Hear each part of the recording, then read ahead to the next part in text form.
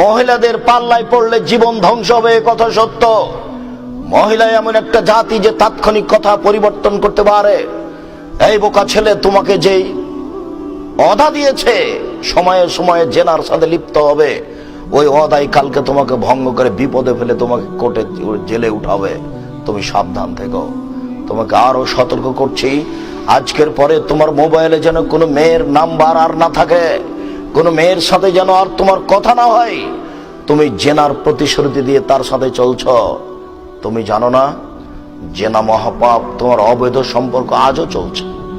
এই নারী তোমার ইহকাল ধ্বংস করবে, পরকাল ধ্বংস করবে, তোমার বংশকে ধ্বংস করবে, তোমার জাতিকে ধ্বংস করবে, তোমার বাপকে ডুবাবে, তোমার মাকে ডুবাবে, তোমার বংশকে ডুবাবে। তোমার সাথে কথা উল্টিয়ে দিয়ে কালকে তোমাকে জেলে দিবে। এর নাম নারী। আয় বোকা ছেলে, তুমি এখনো হিসাব করে দেখো, যেই মেয়েটা এখনই সব দরজা বন্ধ করে দিল জেনা করার জন্য, সে মেয়েটাই বলছে যে হাই তালাক, তুমি আমার সাথে জেনায় লিপ্ত হও। এইসব যখন বললেন না, আমি এই কথায় রাজি নই, এইসব বললেন মাআল্লাহ, আমি আল্লাহর কাছে আশ্রয় ভিক্ষা চাচ্ছি, তখন সে তার সাথে জোর করে জেনা করতে চাইলো।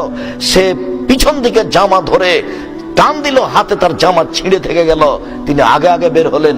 বের হওয়ার সাথে সাথে জুলাইখা কথা উল্টিয়ে দিয়ে বলল, আরে শোনেন, এ তো আপনার বাড়ির মানুষ, আপনি একে রেখেছেন, খাওয়াচ্ছেন, সে আপনার স্ত্রীর সাথে অন্যায় করতে চাই, এর কি শাস্তি হতে পারে? ও অন্যায় করতে চাইছিল, সেই তো অন্যায় করার জন্য অনেক কিছু কলা কৌশল করেছে। সে সব দরজাগুলো বন্ধ করেছে। ঘরের মধ্যে ঘর ছিল, বিশাল ঘর, তার মধ্যে ছোট ঘর ছিল, রাজার ঘর, তাদের তো ভিন্ন বসবাস হবেই, এটা হওয়াই স্বাভাবিক। সব দরজা বন্ধ করে দিয়েই সে অন্যায় বসেছে। যখন ইউসুফ আলাইহিস সালাম আগে আগে বের হলেন, ও পিছনে পিছনে বের হলো, তখন কথা উল্টিয়ে দিয়ে বলছে যে আপনার স্ত্রীর সাথে অন্যায় করতে চায়, তার কি শাস্তি হতে পারে? আরে আপনি কি শাস্তি উল্লেখ করবেন? আমি জুলাইখা বলছি, একে যথাযথ পিটন দিতে হবে, নইলে জেলখানায় বন্দি করতে হবে। জুলাইখা নিজেকে ঢেকে রাখার জন্য কত কি করলো। তুমি জানো না মেয়ে মানুষ কি জিনিস? তোমার মোবাইলে তার নাম্বার থাকে কেন? এই ছেলে, আজকের পরে যেন তোমার মোবাইলে আর কোনোদিন কোনো মেয়ের নাম্বার না থাকে। তুমি এখানে সম্পূর্ণ কেটে দিয়ে উঠাবা।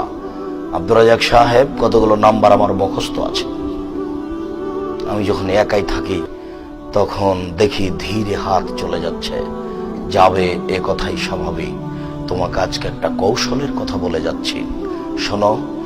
আজকে যখন তুমি রাত্রে ঘুমাবা, তুমি মোবাইলটা লক করে শুয়ে গেছো, কিন্তু কিছুক্ষণ পরে দেখছো তোমার হাতটা ঠিকই মোবাইলে চলে গেল, লকটা খুলেও দিয়েছ, তুমি এখন নাম্বার টিপছো। এরকম একটা পর্যায়ে যখন আসবে, তখন তুমি লাফ দিয়ে উঠে ল্যাপটপ ফেলে দিয়ে তুমি ঘরের বাইরে চলে আসো, আর তুমি মুখে বলো, তোমার মুখে লাথি মারি, আর পাটা তুমি পায়ের মাটির উপরে এভাবে ঘষটাতে থাকো, কচলাতে, তোমার মুখে আমি লাথি মারি, ছি ছি, তোমার মুখে আমি থুথু মারি, নাউজুবিল্লাহ মিন জালিক, আমি ওয়াদা করেছি আমি তোর তার সাথে আর কথা বলবো না।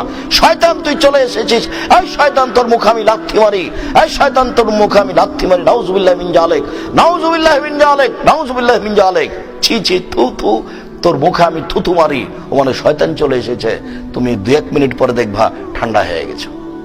এখন রাত্রে শুয়ে যাও, আর হাত যাবে না মোবাইলে। তোমার ঘর ভর্তি শয়তানে। তুমি যদি এখানে তওবা না করতে, তাহলে ইবলিস আসতো না। হিন্দুর মেয়েটাকে ইবলিস বলতে যাবে না। ও মহিলা মানুষ, তুমি মাথা থেকে কাপড় নামাও না। এ কথার ইবলিসের কোনো প্রয়োজন নাই। ইবলিস চাঁপাইনবাবগঞ্জের ভাষায় 14 ইলেবের পড়া। ও জানে যে হিন্দুর মেয়ে জাহান্নামে যাবে, কাজে তার ওখানে কোনো কাজ নেই। ও জানে ইহুদি খ্রিস্টান জাহান্নামে যাবে, কাজে তার ওখানে কোনো কাজ নাই। তুমি তোবা করনি, তার আগে ইবলিস তো তোমাকে লাগিয়ে দিয়ে খুব আনন্দে ঘুরছে। আজকে তুমি তোবা করেছো, তাই ইবলিসের মাথা ব্যথা। এখন কি করি, কেমনে একে ফাঁকি দিই? আমি তো আল্লাহর সামনে বলেছি একে আমি দেখে ছেড়ে দেবো। এবার তার মাথা ব্যথা, খুব ব্যস্ত, খুব চিন্তায়। তুমি খালি সর, সাথে সাথে ঘর ভর্তি। ও আয়সা বলছে, ও আয়সা বলছে, খালি তোমার মাথায় বলছে কি করি। তার সাথে কথা বলাই লাগে, একটু বলি না, একটু বলবো, কি করি। এসব শয়তান করাচ্ছে। যাকে দেখতে পাওয়া যায় সে হলো মানুষ শয়তান, আর যাকে দেখা যায় না অন্তরে জায়গায়, তার নাম জিন শয়তান। তুমি একটা ঘরে পড়ছো, ভালোই আছো, হঠাৎ হঠাৎ করে একটা ছেলে এসে তোমার এক বন্ধু এসে বলছে, আরে পড়ে কি হবে, চল, কে পড়ে মানুষ, এই চলো না নতুন সিনেমা এসেছে দেখে আসে একটু। তখন তোমার পড়ার মনটা ওখান থেকে উঠে গেল। তো কি করা যায়, যেতে চাচ্ছিলাম না, চলো যাই ঘুরে আসি। 1 মিনিট আগে তোমার এটাতে কোনো হিসাব ছিল না, একবার তুমি খালি বসেছিলে, এখন তোমার মাথায় অনেক কথা জেগে গেল। এ হলো মানুষ শয়তান। আর কেউ ঘরে নাই, তুমি একা একাই পড়ছো, পড়তে পড়তেই মনটা কেন জানি বলছে পড়তে ভালো লাগে না। বইটা বন্ধ করে তুমি চিন্তা করছো যে কি করব, মোবাইলটা খুলবো না সিনেমা, এসে তোর তুমি মোবাইলটা খুলে বসে আছো। এ হলো জিন শয়তান।